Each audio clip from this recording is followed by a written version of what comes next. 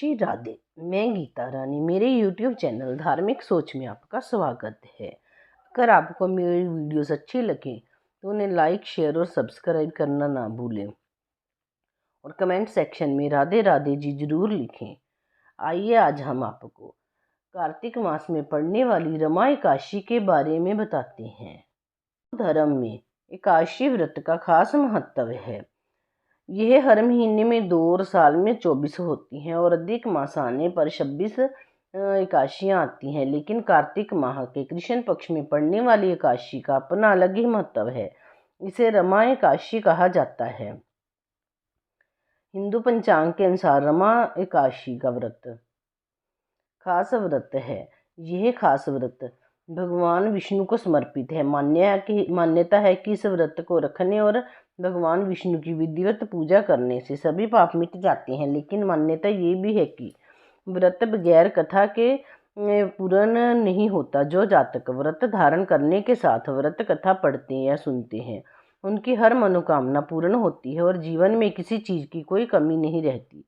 इसी के साथ चलिए जानते हैं रमा एकादशी व्रत की कथा के बारे में। पुराणों के अनुसार मुचकुंद नाम का एक प्रतापी राजा था। उसकी एक पुत्री थी जिसका नाम चंद्रभागा था। पिता मुचकुंद ने अपनी बेटी चंद्रभागा की शादी राजा चंद्रसेन की बेटी शोभन से करा दी।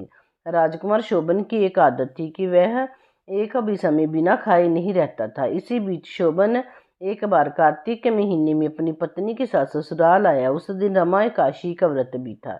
चंद्रभागा के राज्य में सभी रमा एकादशी व्रत का नियम पूर्वक पालन करते थे, तो दामाद शोभन से भी ऐसा ही करने के लिए कहा गया। परंतु शोभन इस बात को लेकर काफ़ी परेशान हो गया। इसके बाद अपनी परेशानी को लेकर शोभन पत्नी चंद्रभागा के पास पहुंचा। तब चंद्रभागा ने कहा कि ऐसे में तो आपको राज्य के बाहर ही जाना पड़ेगा, क्योंकि पूरे राज्य के लोग इस व्रत के नियम का पालन करते हैं। यही आज के दिन यहाँ के जीव जंतु भी भोजन नहीं करते हैं। चंद्रभागा की इस बात को सुनने के बाद आखिरकार शोभन को रमा एकादशी का व्रत रखना ही पड़ा, लेकिन पारण करने से पहले ही उसकी मृत्यु हो गई। इसके बाद चंद्रभागा अपने पिता के यहाँ ही रहने लगी।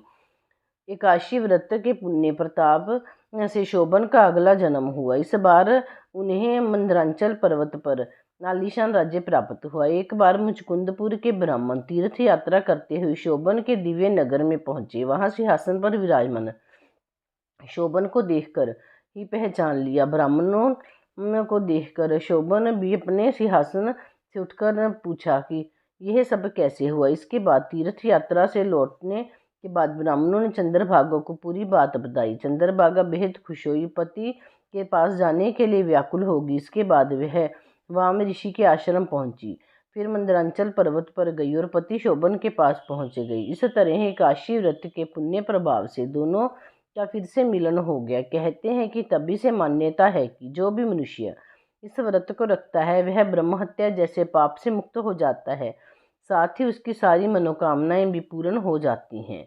बोलो एकादशी महारानी की जय, श्री विष्णु भगवान की जय।